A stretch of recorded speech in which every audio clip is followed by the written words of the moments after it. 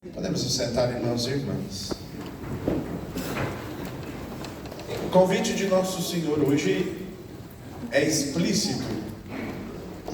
Ele nos convida a amar. E aqui não tem meias medidas.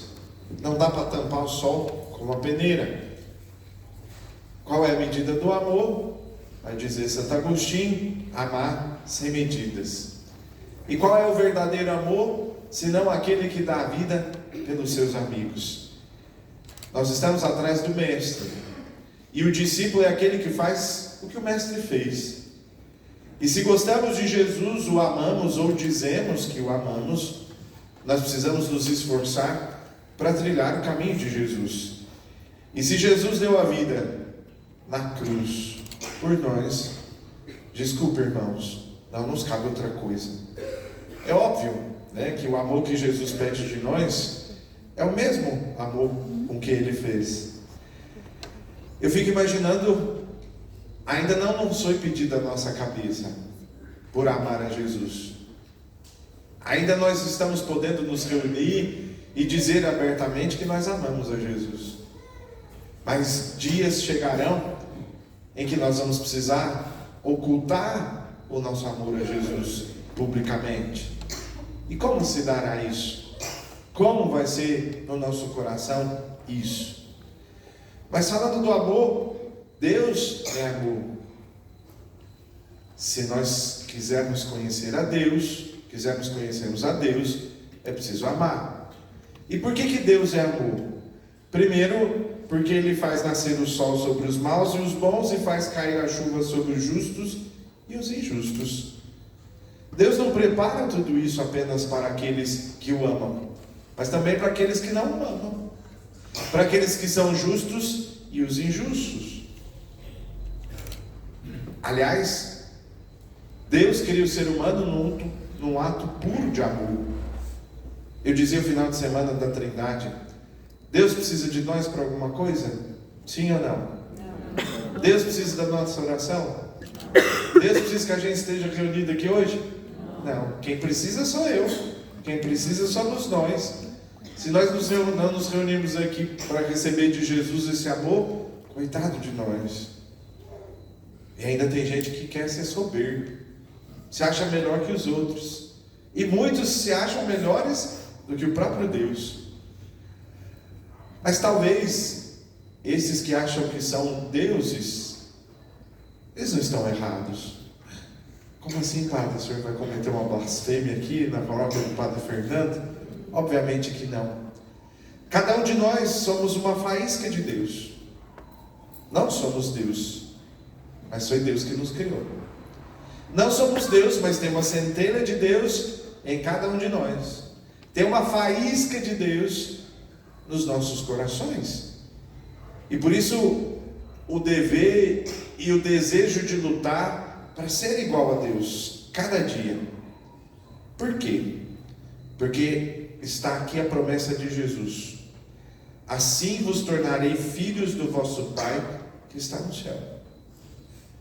Desculpe a minha crítica, e eu não quero dirigir lá a ninguém em específico, mas eu fiz ela hoje de manhã na minha paróquia. Não é o andar com o crucifixo que me faz filho de Deus. Não é usar da modéstia que me faz filho de Deus. Não é vir à missa todos os dias que me faz filho de Deus. Tudo isso me ajuda e me ajuda muito. Agora, o que me faz ser verdadeiramente filho de Deus é obedecer a Deus.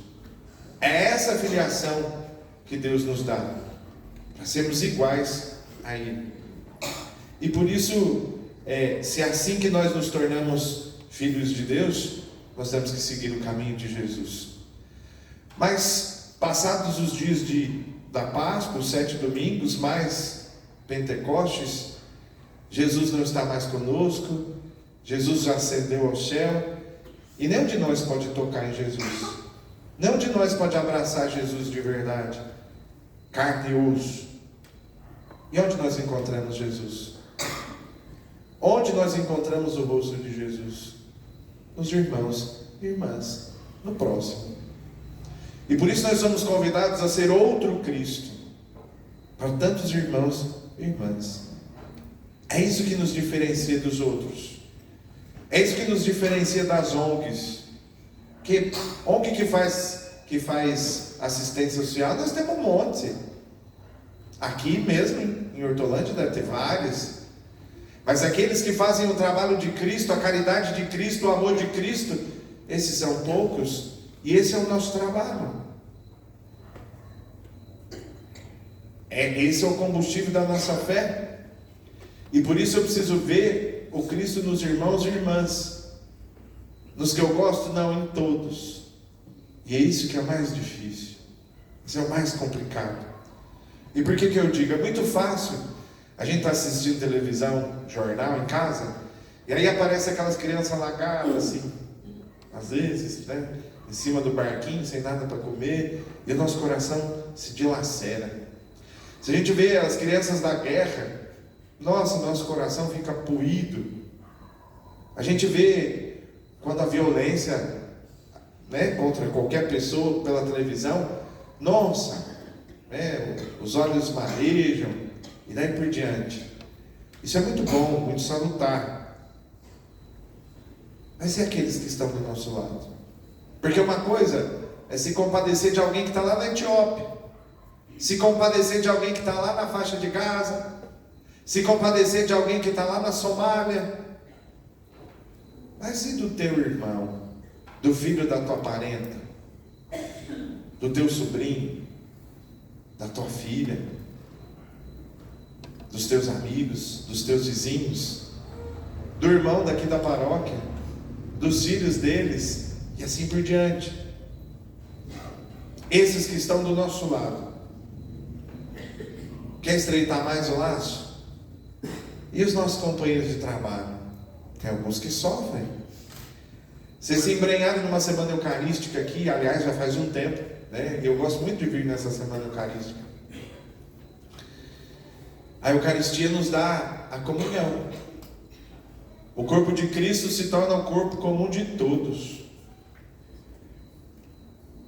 E aqui nós não podemos nos furtar de fazer essa reflexão. Se é a Eucaristia que nos dá a comunhão entre nós, formando o corpo de Cristo, e se eu sou o corpo de Cristo, vocês são o corpo de Cristo, se o meu corpo dói, o seu também deveria doer. Se o corpo de Cristo sofre, o nosso também deveria sofrer. E tem para mim que cada vez que nós nos ajoelhamos aqui diante do Santíssimo Sacramento, é para nos tornarmos semelhantes a Ele. Semelhantes a Ele. E aí, onde entra a nossa responsabilidade da pergunta que fiz, né? O que me faz filho de Deus? Obedecer a Deus, amar a Deus, buscar observar os mandamentos de Deus em todas as coisas. E aí a gente precisa fazer uma revisão. Todos os dias, antes de dormir, a gente precisa de um exame de consciência. Porque pode ser aquela noite, né? Pode ser essa minha última missa. Ou de vocês. Mas aí a gente se pergunta assim, antes de dormir. E não é quantificando, não. Porque tem muita gente que gosta de quantificar as coisas. Fiz tanto disso, fiz tanto daquilo. Mas nós nos perguntamos, quantos atos de amor nós fizemos no dia de hoje? Nessa terça-feira, 16 de junho. 17 de junho. Quantos atos de amor nós fizemos hoje? Não responda não, responda para si. O quanto eu me dei hoje? E aí que eu vi a pergunta mais cruel para nós que cremos. Eu vi o rosto de Jesus quantas vezes hoje? No rosto dos meus irmãos. Por isso é muito fácil amar quem nos ama. Muito fácil a gente amar os irmãos que estão aqui cheirosinhos na igreja, né? Mas e aqueles que nos detestam? E aqueles que dizem mal de nós? E aqueles que têm raiva de nós? Olha o que Jesus disse: se amais somente aqueles que vos amam, que recompensa tereis? Amar os inimigos, amar aqueles que temos certeza que nunca vão devolver o nosso afeto, que nunca vão devolver o sorriso, muito menos aquele favor que nós prestamos. É isso que é viver a vida cristã, ser filho de Deus. E por isso Jesus nos convida a amar de maneira desinteressada, sem esperar nada em troca, nem obrigado. Por isso que muita gente sai da igreja, faz, mas fez com quem e por quem? Fez com Jesus e para Jesus e com Jesus? Porque senão vai desanimar mesmo. Muitos de nós aqui nem agradecemos os irmãos do lado, mas também nós não estamos aqui para isso. Nós estamos aqui para servir e amar sobre todas as coisas a Deus.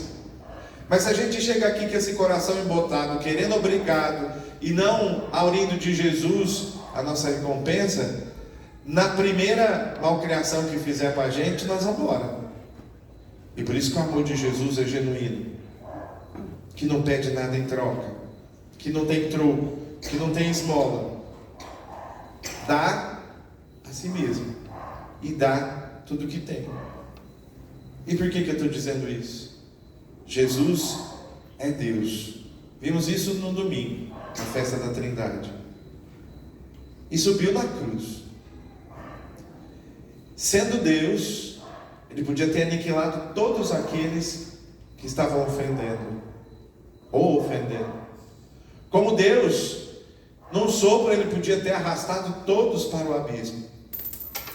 Sendo Deus, Ele podia ter virado fumaça com todos aqueles que o perseguiam. E o que Ele fez?